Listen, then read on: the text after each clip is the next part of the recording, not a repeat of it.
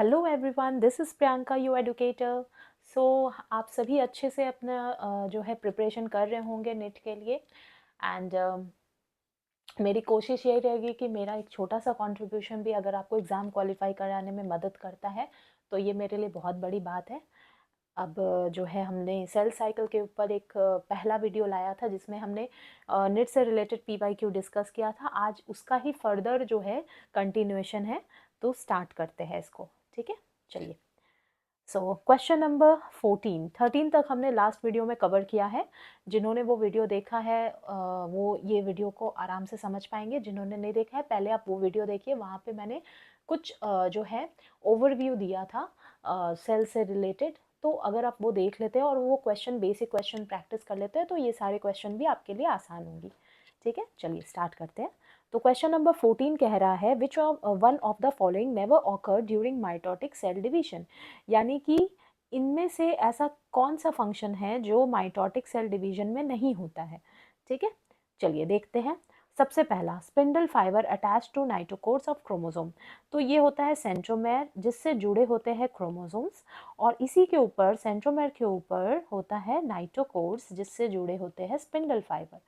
ठीक है, तो स्पिंडल फाइबर नाइटोकोर से जुड़े होते हैं, ये बात सही है, ये बिल्कुल सही पॉइंट है। ठीक है, चलिए नेक्स्ट है movement of centriole toward opposite poles. हाँ, तो हम देखते हैं कि प्रोफेज में ही क्या होता है, जो स्पिंडल फाइबर है उसका फॉर्मेशन सेंट्रियोल करता है और सेंट्रियोल ऑपोजिट पोल्स पे चले जाते हैं ताकि वहाँ से वो अलग अलग पोल से जो है स्पिंडल फाइबर फॉर्म कर सके और वो सेंट्रोमेर से जुड़ सके क्रोमोसोम के, ताकि एनाफेज में डिटैच करने में जो है हेल्प हो। तो ऑपोजिट पोल्स में जाते हैं, ये भी बात सही है। पेयरिंग ऑफ होमोलोगस क्रोमोसोम, अब देखिए होमोलोगस क्रोमोसोम्स का पेयरिंग जो है ना, ये होता है कहाँ होता है, हमने लास्ट वीडियो में कवर किया था। ये आपके मियोसिस 1 के प्रोफेज 1 के जाइगोटीन में होता है ना। जाइगोटीन सबस्टेज है जहाँ पर पेयरिंग ऑफ होमोलोगस क्रोमोसोम देखा जाता है, जो कि यहाँ नहीं होता है। ठीक है, माइटोसिस में नहीं होता है। चलिए नेक्स्ट है कॉइलिंग एंड कंडेंसेशन, तो ये ऑप्शन सही हो गया। Coiling and condensation of chromatid ये सब में होता है, माइटोसिस मियोसिस ये तीनों फंक्शन ना माइटोसिस मियोसिस तीनों में ही, दोनों में ही होता है। लेकिन ये जो थर्ड पॉइंट है ये सिर्फ मियोसिस में होता है, माइटोसिस में नहीं होता है। ठीक है, चलिए नेक्स्ट क्वेश्चन है question number 15, the appearance of recombination nodule. ये हमने पढ़ा था, रिकम्बिनेशन नोड्यूल जो है वो पैचिटीन में होता है, जो कि मियोसिस 1 का थर्ड सब स्टेज है ना। तो इसमें क्या होता है, दो क्रोमोसोम्स है, जैसे ये मान लीजिए ये एक क्रोमोसोम है और ये एक क्रोमोसोम है। तो इसके जो क्रोमैटिड सिस्टर है, जहाँ पे क्रॉसिंग ओवर होना है वहाँ पे रिकम्बिनेशन नोड्यूल बनता है, टेट्राड। ये टेट्राड स्ट्रक्चर है, यहीं पर इनके बीच में, जिनके बीच में क्रॉसिंग ओवर होगा फ्यूचर में, ठीक है, वहाँ पर क्या होता है, इस तरह से नोड्यूल बनता है, इसी को रिकम्बिनेशन नोड्यूल कहते हैं। ये क्रॉसिंग ओवर है जो कि फ्यूचर में होने वाला है, तो इस जगह पे होगा, यहीं पर रिकम्बिनेशन नोड्यूल बनता है जो कि पैचिटीन स्टेज में होता है। तो ऑप्शन साइनोटोनिमल कॉम्प्लेक्स पहले होता है, यानी कि इससे पहले जो स्टेज होता है ना, जब पेयर होमोलोगस क्रोमोसोम आसपास आते हैं, तब उस जगह पे जो बन रहा होता है तो उसको हम कहते हैं साइनोप्टेनिमल कॉम्प्लेक्स। ठीक है, तो ये जाइगोटीन में होता है, जाइगोटीन में होता है, और इसके बाद पैचिटीन में ये सब होता है। ठीक है, तो ये जो है नहीं होगा, बाइवेलेंट नहीं है, यहाँ टेट्रा स्ट्रक्चर है, site at which crossing over takes place, हाँ यही होगा।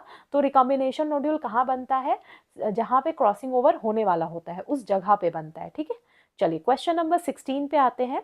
Regarding meiosis which of the statement is incorrect, incorrect ढूंढना है हमें, यानी गलत स्टेटमेंट। सबसे पहले पढ़ते हैं पहला number option, there are two stages of meiosis. मैंने आपको लास्ट वीडियो में बताया था मियोसिस के दो स्टेजेस होते हैं, मियोसिस 1 मियोसिस 2, तो ये बात सही है। दूसरा है in S phase of meiosis DNA replication occur, इसको हम लोग समझेंगे थोड़ा, पहले दो पॉइंट और देख लेते हैं। Pairing of homologous chromosome and pairing of homologous chromosome zygotene में हो रहा है और रिकम्बिनेशन नोड्यूल पैचिटीन में हो रहा है, तो ये भी सही बात है। मियोसिस 1 के प्रोफेज 1 में ये दोनों जो है हमें देखने को मिलता है। 4 haploid cells are form at the end of meiosis 2, ये भी सही बात है। अब देखिए जो सेल डिप्लॉइड सेल्स होते हैं, है ना, वो डिप्लॉइड सेल्स जो है वो इंटरफेज में जाते हैं, ठीक है। ये इसके बाद इंटरफेज में जो होता है that is DNA replication. Okay, DNA replication. अब यहाँ से क्या हो रहा है, मियोसिस 1 में इंटर करता है सेल, और मियोसिस 1 में 2 डिप्लॉइड सेल्स बनते हैं, 2 डिप्लॉइड सेल्स बनते हैं। ठीक है, 1 डिप्लॉइड सेल इंटर करता है पहली बार डिवीजन में इंटरफेस के बाद, जिसको मियोसिस 1 कहते हैं। तो 2 diploid cells are formed after meiosis 1। अब यहाँ पर इंटरफेज नहीं होता है, ठीक है, इंटरकाइनेसिस कहते हैं। इसके बाद अचानक से सेल जो है वो 2 डॉटर सेल्स मियोसिस 2 में इंटर कर जाता है और 4 हैप्लॉइड सेल्स बनाता है। ठीक है, इसको थोड़ा और अच्छे से हम लोग समझते हैं। जैसे मान लीजिए ये सेल है, सेल के अंदर क्रोमोसोम्स है, तो क्रोमोसोम सेंट्रोमेर से जुड़े होते हैं। तो ये जो नंबर ऑफ सेंट्रोमेर होते हैं ना, उसी के आधार पे हम सेल्स को डिप्लॉइड या हैप्लॉइड कहते हैं। पेयर में अगर है तो डिप्लॉइड कहेंगे। ठीक है, तो यहाँ पे 2 सेंट्रोमेर है। अभी यही सेंट्रोमेर क्या होता है, इंटरफेज में जो है अपना क्रोमैटिड एक रेप्लिका बना लेता है, रेप्लिका क्रोमैटिड। ठीक है, तो क्रोमैटिड सिस्टर्स यहाँ पे बन जाते हैं जो एक ही सेंट्रोमेर से जुड़े हुए हैं। जैसे ये दोनों सिस्टर क्रोमैटिड है, ये दोनों भी सिस्टर है, लेकिन अगर एक दूसरे से पूछे तो ये इसका नॉन सिस्टर क्रोमैटिड है। ठीक है, तो यहाँ पे हमने देखा यहाँ पे भी 2 ही सेंट्रोमेर है, तो इसीलिए इस सेल को भी डिप्लॉइड ही कहेंगे। तो इंटरफेज में भी डिप्लॉइड सेल रहता है, लेकिन मियोसिस 1 के बाद क्या होता है, ये यहाँ पे 2 सेल्स बनते हैं और दोनों सेल में इस तरह से क्रोमोसोम बढ़ जाते हैं। ठीक है, तो ये जो है यहाँ पे भी डिप्लॉइड है, यहाँ पे भी। तो डॉटर सेल्स जो देख रहे हैं वो मदर सेल के एकदम आइडेंटिकल है ना। तो यहाँ मियोसिस 1 में 2 डॉटर सेल्स बनते हैं जो कि मदर सेल के एकदम आइडेंटिकल होते हैं। लेकिन अब यहाँ पे ना इंटरफेज नहीं होता, यानी कि डीएनए रेप्लिकेशन नहीं होता है सेकेंड मियोसिस के पहले, नहीं होता है। और सेल्स जो है वो जो है अब 4 हैप्लॉइड सेल्स में टूट जाते हैं। ठीक है, तो यहाँ पे हमने देखा 4 सेल्स बने और सारे सेल्स कैसे बने, हैप्लॉइड बने।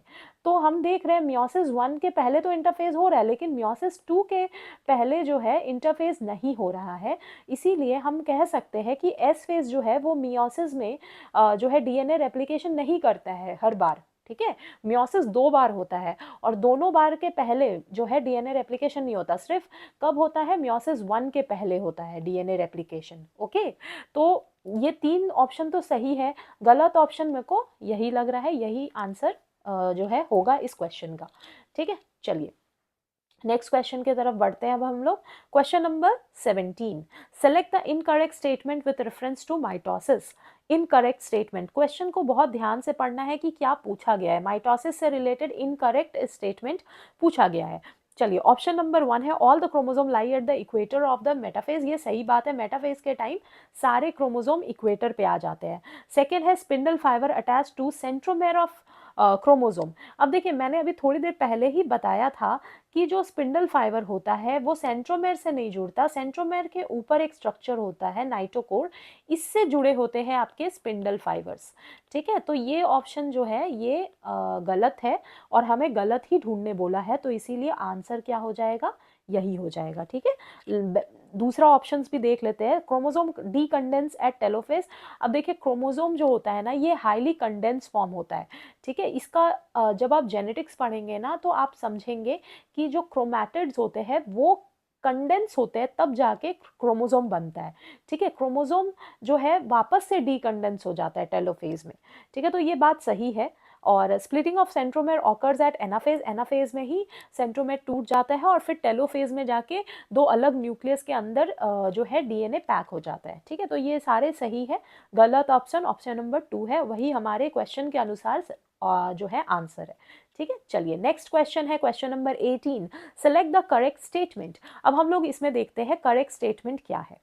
तो tetrad formation is seen during leptotene, नहीं, हमें टेट्राड फॉर्मेशन कहाँ देखने को मिलता है, जाइगोटीन में दिखता है। ठीक है, तो ये गलत ऑप्शन है। During anaphase the centromere split and chromatid separate, तो सेंट्रोमेर स्प्लिट हो जाता है, क्रोमैटिड सेपरेट हो जाता है, कब, एनाफेज में। ये बात बिल्कुल सही है। टर्मिनलाइजेशन टेक्स प्लेस ड्यूरिंग पैचिटिन, गलत है। टर्मिनलाइजेशन जो है वो कहाँ होता है, डाइकाइनेसिस में होता है। ठीक है, नेक्स्ट है nucleolus Golgi complex and ER are reformed during telophase. सही बात है, जब लास्ट जो फेज होता है टेलोफेज, यानी कि जब क्रोमोसोम टूट जाते हैं और अपने ऑपोजिट पोल्स में आ जाते हैं, न्यूक्लियस के अंदर पैक होने लगते हैं, तो सारे सेल ऑर्गेनली वापस से आ जाते हैं, वापस रिफॉर्म्ड हो जाते हैं। तो ये सही बात है। नेक्स्ट है ऑप्शन नंबर 16, क्या है? Crossing over takes place between sister chromatids of homologous chromosome. बिल्कुल गलत। अब देखिए, मैंने आपको सिखाया था कि ये एक क्रोमोसोम होता है जिसके क्रोमैटिड्स के बीच में क्रॉसिंग ओवर होता है। अब ये दूसरा क्रोमोसोम, तो ये देखिए, ये जिस सेंट्रोमेर से जुड़ा है ना, ये दोनों एक दूसरे के लिए सिस्टर होते हैं, ठीक है। वैसे ही ये वाला भी जिस सेंट्रोमेर से जुड़े हैं, ये दोनों एक दूसरे के लिए सिस्टर है, लेकिन क्रॉसिंग ओवर तो यहाँ पे किसके बीच हो रहा है? ये एक आर्म है और दूसरा ये वाला एक आर्म है, तो नॉन सिस्टर क्रोमैटिड्स के बीच में क्रॉसिंग ओवर हो रहा है। तो क्रॉसिंग ओवर हमेशा नॉन सिस्टर क्रोमैटिड्स के बीच में होता है, सिस्टर क्रोमैटिड्स के बीच में नहीं होता है। तो ये ऑप्शन गलत हो गया। तो हमारा दो ही ऑप्शन सही है यहाँ पे, और हमें करेक्ट स्टेटमेंट ही ढूंढने बोला है। तो option B and D are correct. Option B and D, ये रहा ऑप्शन बी एंड डी। तो option number 4 is the correct answer of this question. ठीक है, चलिए क्वेश्चन नंबर 19 की तरफ चलते हैं। Which of the following stages of meiosis involve division of centromere? Centromere का डिवीजन कौन से स्टेज में होता है? तो एनाफेज। एनाफेज में ही हम देखते हैं कि सेंट्रोमेर टूट जाते हैं, स्प्लिट हो जाते हैं और ऑपोजिट पोल्स में चले जाते हैं। ठीक है, तो ये हो गया आपका क्वेश्चन नंबर 19 का आंसर। ठीक है, चलिए नेक्स्ट आते हैं। Given below are two statement. अब इसमें से हमें आइडेंटिफाई करना है कि कौन सा सही है, कौन सा गलत है, या दोनों सही है, ऐसा कुछ। ठीक है, तो स्टेटमेंट 1 देखिए क्या बोल रहा है। During G0 phase of cell cycle the cell is metabolically inactive. ये गलत स्टेटमेंट है, क्योंकि मैंने आपको बताया था G0 फेज में सेल डिवीजन नहीं करता, लेकिन मेटाबॉलिकली एक्टिव रहता है, यानी सेल अपना फंक्शन कर रहा होता है, बस वो डिवाइड नहीं करता है। तो ये गलत पॉइंट हो गया। सेकेंड स्टेटमेंट है the centrosome undergo duplication during. ये सही बात है। सेंट्रोजोम जो होता है, हमने बताया था ना, सेंट्रियोल का फॉर्मेशन जो है वो एस फेज में होता है, और सेंट्रोजोम उसके आसपास का रीजन को कहते हैं। तो ये जो फॉर्मेशन हो रहा है इनका, ये एस फेज में होता है। Duplication of centriole and centrosome are occurs in S phase. तो ये सही बात है, ये ऑप्शन सही है। तो option statement 1 is incorrect, but statement 2 is correct. ये हो गया हमारा आंसर। ठीक है, चलिए नेक्स्ट क्वेश्चन नंबर 21 देखते हैं। Among eukaryotes replication of DNA takes place. Replication of DNA कहाँ होता है? एस में होता है, ये मैंने आपको बताया था। ठीक है, ये 2023 का क्वेश्चन है, बहुत ही इजी। चलिए question number 22, the process of appearance of recombination nodule. ये बार बार आप देख रहे होंगे कि पूछा जा रहा है मियोसिस 1 के प्रोफेज 1 से काफ़ी सारे क्वेश्चंस। तो ये जो सब स्टेजेस है ना, ये बहुत अच्छे से आपको याद रखने होंगे सब। इसका फर्स्ट क्वेश्चन में ही मैंने सारे जो है की पॉइंट्स दे दिए थे जो आपको याद रखने हैं बाय हार्ट, और वो अगर याद रखते हैं तो इससे रिलेटेड जो भी क्वेश्चन आएगा आप कर लेंगे। The process of appearance of recombination nodule, जो कि पैचिटीन में देखा जाता है। ठीक है, चलिए नेक्स्ट आते हैं। अब हम लोग मैच करना है हमें यहाँ पे, तो चलिए करते हैं। माइटोटिक फेज में क्या होता है? इक्वेशनल। अभी अभी मैंने बताया था कि माइटोसिस में एक डिप्लॉइड सेल्स जो होते हैं, डॉटर सेल्स अपने जैसा ही बनाते हैं, यानी कि 2n अगर सेल है तो डॉटर सेल भी 2 बनेंगे, 2n वाले, सेम टाइप के। ठीक है, मदर और डॉटर सेल्स एक जैसे होते हैं, तो इसको कहते हैं इक्वेशनल सेल डिवीजन। ठीक है, तो ये सही बात है ना। यानी कि ऑप्शन नंबर सॉरी, ए का क्या हो गया? 4। ए का 4 देखिए, दो जगह देखने को मिल रहा है यहाँ पे। चलिए बाकी मैच करते हैं। G2 क्या करता है? Protein synthesis. तो 1 होगा, बी का 1, ये रहा बी का 1। क्वेश्चन स्टेज यानी कि G0 फेज के बारे में बात कर रहा है, तो इनएक्टिव फेज है सेल डिवीजन का। तो ये हम देखते हैं, सी का हो गया हमारा 2, ये रहा सी का 2, और डी G1 जो है वो interval between mitosis and initiation of DNA replication, जो कि 3। तो option number 2 is the correct answer. ठीक है, चलिए क्वेश्चन नंबर 24 की तरफ चलते हैं। यहाँ पे भी वही आया है। डाइकाइनेसिस में क्या हो रहा है? टर्मिनेशन। ढूंढते हैं कहाँ है टर्मिनेशन, ये रहा टर्मिनेशन। तो ए का ऑप्शन 2 है। देखिए यहाँ पे एक ही जो है ऑप्शन में सही दिया है, ए का 2, तो यही होगा हमारा। बाकी भी मैच करेंगे। पैचिटीन में क्या होता है? Recombination nodule. ढूंढ लेते हैं, चलिए। रिकम्बिनेशन नोड्यूल ये रहा 4, तो बी का हो गया 4। जाइगोटीन में क्या हो रहा है, साइनोप्टेनेमल कॉम्प्लेक्स फॉर्म होता है, तो ये रहा सी का हो गया 1, सी का 1। एंड लेप्टोटीन में क्या हो रहा है, लेप्टोटीन जो है फर्स्ट है, यहाँ पे क्रोमोसोम थिन थ्रेड लाइक होता है, तो ये रहा डी का 3। तो ये मैंने आपको बताया था कि लेप्टोटीन में जो है क्रोमोसोम पतला दिखता है। एक और चीज आप लोग नोट डाउन कीजिएगा कि पैचिटीन में ना थिक थ्रेड लाइक क्रोमोसोम दिखाई देता है, ठीक है, thread like chromosome opposite. Leptotene में पतला दिखता है लेकिन पैचिटीन के टाइम पे थिक दिखता है, ये याद रखिएगा, ये की पॉइंट है, याद रखिएगा, ठीक है। चलिए नेक्स्ट आते हैं question number 26, following are the stages of cell division. अब इसे हमें करंट सीक्वेंस में बिठाना है। तो आपको पता है कि सबसे पहले G1 होता है, उसके बाद S होता है, फिर G2 होता है, फिर माइटोसिस होता है। माइटोसिस में भी उसके बाद साइटोकाइनेसिस। माइटोसिस को कार्योकाइनेसिस भी कहा जाता है, कार्योकाइनेसिस, यानी कि कार्योन का मतलब होता है न्यूक्लियस। तो न्यूक्लियस का डिवीजन हो रहा है, यानी क्रोमोसोम्स इक्वल पार्ट में टूटते हैं, न्यूक्लियस के अंदर पैक होते हैं, तो दो न्यूक्लियस का फॉर्मेशन होता है माइटोसिस के टाइम। इसीलिए माइटोसिस को कार्योकाइनेसिस और साइटोप्लाज्म डिवीजन को साइटोकाइनेसिस कहा जाता है, ठीक है।